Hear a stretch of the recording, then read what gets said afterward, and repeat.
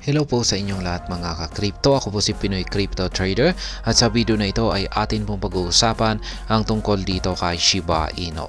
Kung saan ang sabi po rito ay Shiba Inu lead developer outlines upcoming upgrades for SHIB projects. Kaya ayan, ang Shiba Inu lead developer, siya po ay walang iba kundi si Ginoong Satoshi Kusama.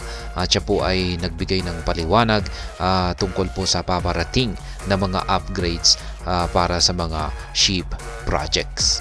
Kaya ayan, atin pong aalamin yung kanyang outline na ito o yung kanyang paliwanag na ito sa mga paparating na upgrades na ito sa mga SHIB projects. Pero bago po tayo magpatuloy, ay nais ko lamang po munang bigyang linaw ang aking disclaimer kung saan ang nilalaman po ng video na ito ay hindi po ito isang financial advice. For education and information purposes lamang po ang layunin nito.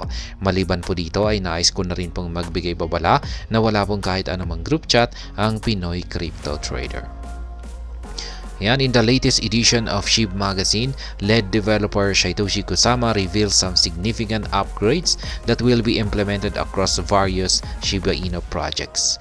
Kaya yan, base raw po sa latest, yung pinakabagong edisyon ng SHIB Magazine, ang lead developer ng Shiba Inu na si Ginoong Satoshi Kusama ay siya po ay nagpahayag ng isang malaking upgrade. Yan, isang matinding upgrade na ito po ay mai-implement sa iba't ibang mga Shiba Inu projects. Kaya yan, isa po itong matinding development. The team behind the Shiba Inu ecosystem has made significant upgrades, positioning SHIB among the leading cryptocurrencies. In less than 4 years, the Shiba Inu ecosystem now has a metaverse project, SHIB the Metaverse, a play-to-earn game, Shiba Eternity, NFT Shiboshis, decentralized exchange Shiba Swap, and a Layer 2 blockchain Shibarium. Kaya ayan, sa loob lamang po ng 4 na taon, ang ecosystem ng Shiba Inu ay meron na po siyang maraming mga developments, mga na-develop na mga projects. At yan, yung mga matitinding projects po ng Shiba Inu ecosystem ay ang kanyang Metaverse, ang kanyang Shiba Eternity, ang kanyang mga Shiboshis, ang kanyang Shiba Swap, at ang pinaka-latest na malaking project na kanilang nailabas ay ang Shibarium. Shiba Inu progress in 2024. To strengthen the ecosystem further, the team, through its lead developer Satoshi Kusama, outlined strategic advancements that will be introduced to Shiba Inu related projects in the coming days. According to Kusama, the team has been working relentlessly to make its Layer 2 blockchain the meme capital of the world. Kaya ayan, ganyan po katindi yung parang layunin dito ng team ni Ginoong Satoshi Kusama. Sila raw po ay yan, tuloy-tuloy lamang na nagtatrabaho para gawin ang Layer 2 blockchain or ang Shibarium na maging meme capital ng buong mundo. He noted that this year has been amazing so far, given its collaboration with D3 Global for the SHIB name service SNS and the implementation of critical upgrades for SHIB the Metaverse. He also mentioned that Shiba Inu's AI project with Bad Idea AI has seen key upgrades in 2024. Kaya ayan, yung mga latest na mga developments, mga projects dito sa SHIB ecosystem, at na-content po natin ito, yung kanilang SHIB name service na yan, at yan yung SHIB the Metaverse, at maging yung collaboration po nila sa Bad Idea AI, kung saan ay meron po silang plano na mag-implement ng artificial intelligence dito sa mga projects ng Shiba Inu. Upcoming upgrades for Shiba Inu projects. Yan, ito po yung mga paparating na upgrades na gusto nating malaman. Furthermore, Kusama unveiled some upgrades that will be introduced to Shiba Eternity. In the coming months, Shiba Eternity will receive new upgrades to resolve some bug issues in the Android and iOS versions. Ayan. Ito po yung unang upgrade. Ito po ay may kaugnayan sa Shiba Inu Eternity. Yung panibagong upgrade ng Shiba Eternity ay maayos na raw po yung mga bug issues nito. Ayan, lalong-lalo na sa mga gumagamit ng Android at saka mga iOS na versions. He mentioned that Shiba Inu developers are finalizing the design of unique P2E opportunities for the players and game holders. Ayan, for Kusama, the beta testing of the Shiba Inu Eternity upgrade will begin in the coming months, barring any major issues. Kaya yan, nabanggit po ni Ginoong Satoshi Kusama na tinatapos na daw po nila yung disenyo ng kanilang kakaibang P2E opportunities para sa mga players at saka mga game holders. Yan, itong P2E ay play to earn po ito. Isa po itong game na habang naglalaro ka ay pwede ka pong kumita. Kaya ayan, ayon po ay Ginoong Kusama ay ang beta testing daw po ng Shiba Eternity upgrade ay uumpisan daw po nila dito sa paparating na mga buwan.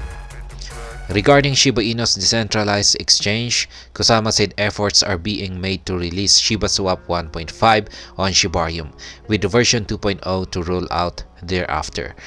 As a part of the release, the team will bridge many tokens and decentralized applications to Shibarium at the appropriate time.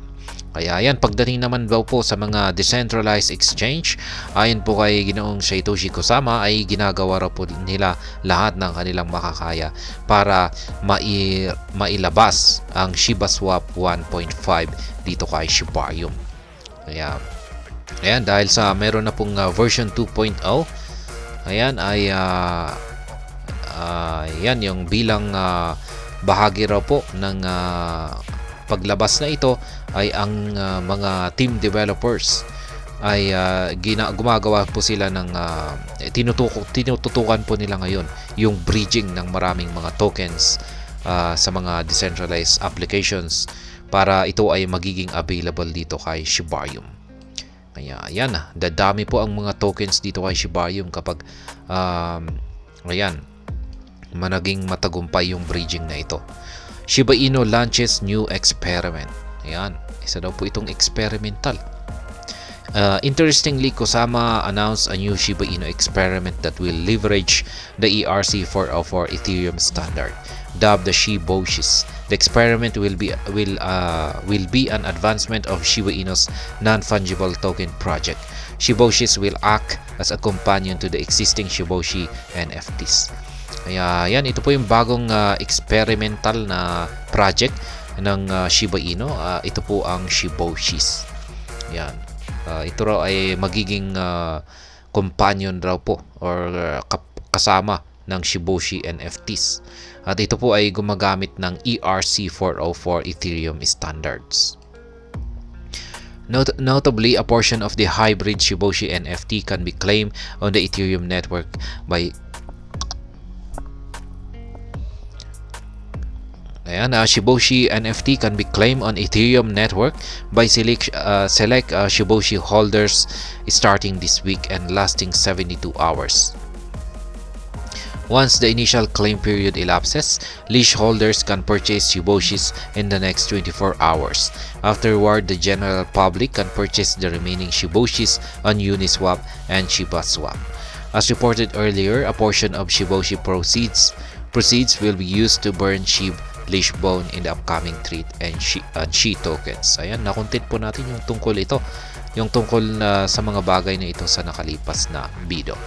SHIB hits 40 digits 1. In the meantime, SHIB experienced a brief rally yesterday that saw it surpass the 40 digits 1 price for the first time since January. However, the rally was short-lived as the token's price slumped from its 24-hour high of 40 digits 1003 to 50 digits 990. In the hours leading up to press time, SHIB is up by 1.8% in the past day and 6.1% in the weekly charts.